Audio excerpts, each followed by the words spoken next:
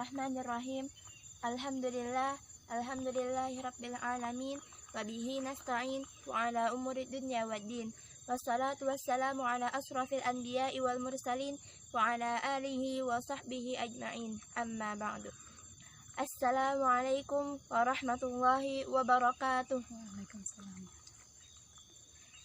Yang saya muliakan Ustazah Hasanah serta para asatizah dan yang saya rindukan teman-teman santri, wabil khusus santri kelas 7E Pondok Pesantren Husnul Khotimah. Semoga kita berada dalam lindungan dan limpahan kasih sayang Allah Subhanahu wa taala. Amin. Salawat dan salam kita curahkan kepada junjungan kita Nabi Muhammad sallallahu alaihi wasallam, Nabi akhir zaman, pembawa risalah dan rahmat bagi semesta alam. Semoga kelak kita mendapat syafaatnya di yaumul qiyamah. Perkenalkanlah saya Naila Huwaida Mumtaz, kelas 7E, angkatan 27, Pondok Pesantren Husnul Khotimah, untuk sharing tentang salafus soleh yang berkaitan dengan adab memberi dan menerima nasihat. Mari kita simak dan kita ambil hikmahnya ya.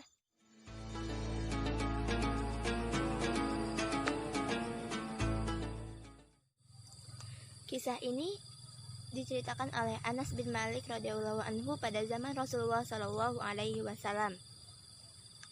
Ketika itu, kami sedang berada di masjid bersama Rasulullah sallallahu alaihi wasallam. Lalu, seorang badui masuk ke dalam masjid dan langsung kencing di dalamnya. Para sahabat Rasulullah berteriak, "Berhenti, berhenti!" Tetapi Rasulullah berkata, "Jangan kalian hentikan hajatnya, biarkan saja dia." Lalu para sahabat membiarkannya kencing di dalam masjid. Ketika sudah menyelesaikan membuang hajatnya, orang badui itu dipanggil oleh Rasulullah.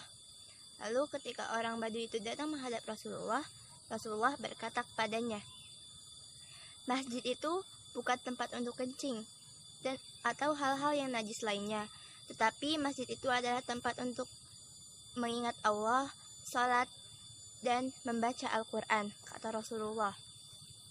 Lalu Rasulullah memerintahkan seseorang untuk mengambil ember berisi air dan menyiramkannya ke tempat yang habis dikencingi. Rasulullah tidak marah kepada orang badui itu, tapi Rasulullah malah menasihati orang badui itu secara lembut. Meskipun orang badui itu kadang suka bersikap kasar kepada Rasulullah.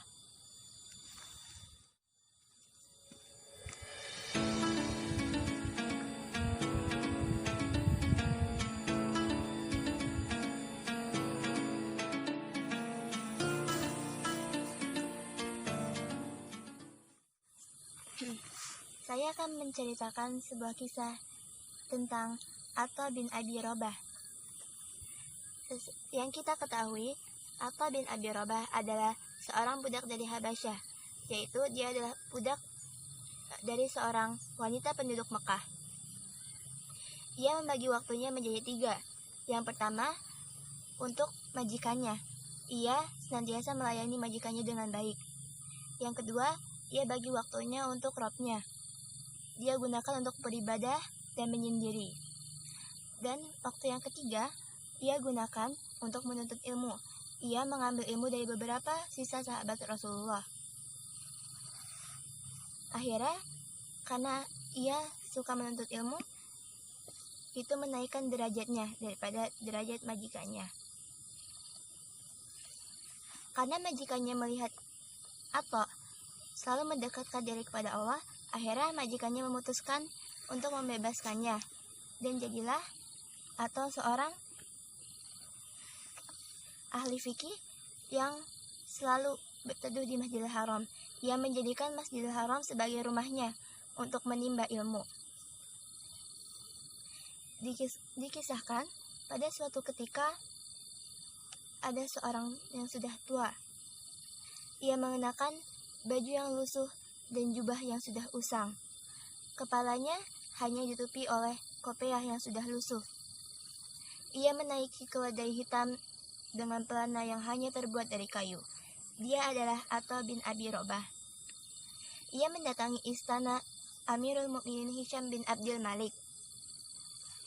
Ketika Hisham mengetahui bahwa Ato sudah berada di depan istananya, ia langsung mempersilahkannya masuk.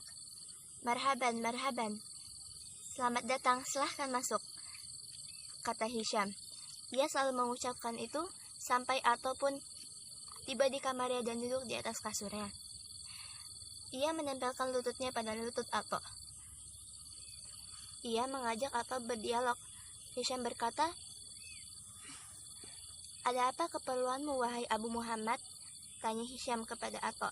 Ato pun menjelaskan berbagai keperluannya, dan pada akhir kata Hisham bertanya, "Ada yang lain?" Lalu Ato berkata, "Ya, bertakwalah pada Allah atas diri Anda, wahai Amirul Mukminin. Ketahuilah bahwa Anda diciptakan seorang diri, Anda juga mati seorang diri. Bahkan Anda akan dikumpulkan seorang diri dan dihisap dan dihitung sendiri. Demi Allah, tidak akan ada orang yang bersama Anda dan Anda tidak akan melihat siapapun." Hisham pun lalu tersungkur dan ia menangis, ataupun lalu pergi meninggalkan istana itu.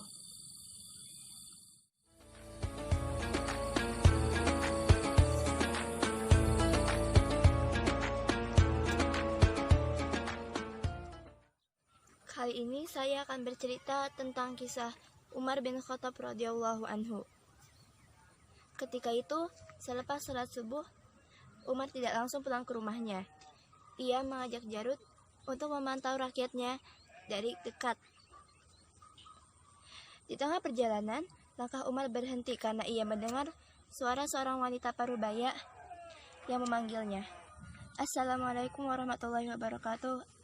Wahai Amirul Mukminin Umar bin Khattab, tunggulah di sini, aku ingin berbicara denganmu." Umar pun langsung menghampiri wanita tua itu. Umar berkata, "Ada apa, wahai saudara-saudari seimanku?" kata Umar.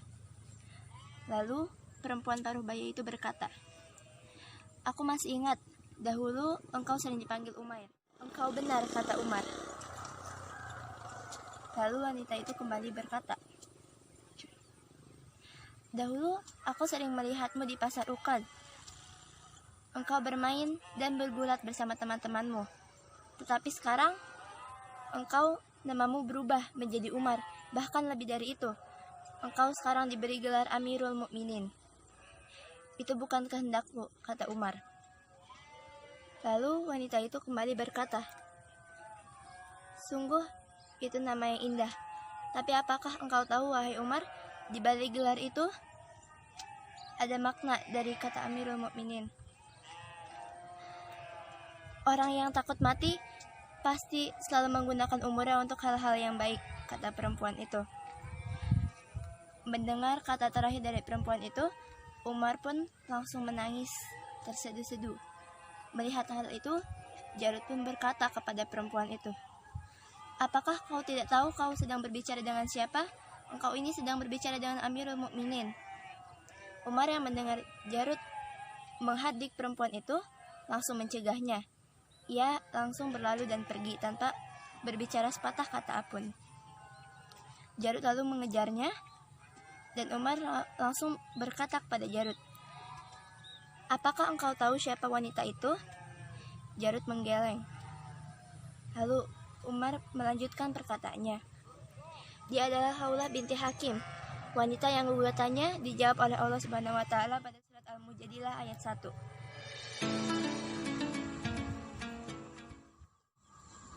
Dari 3 kisah yang saya ceritakan, kita bisa mengambil hikmahnya.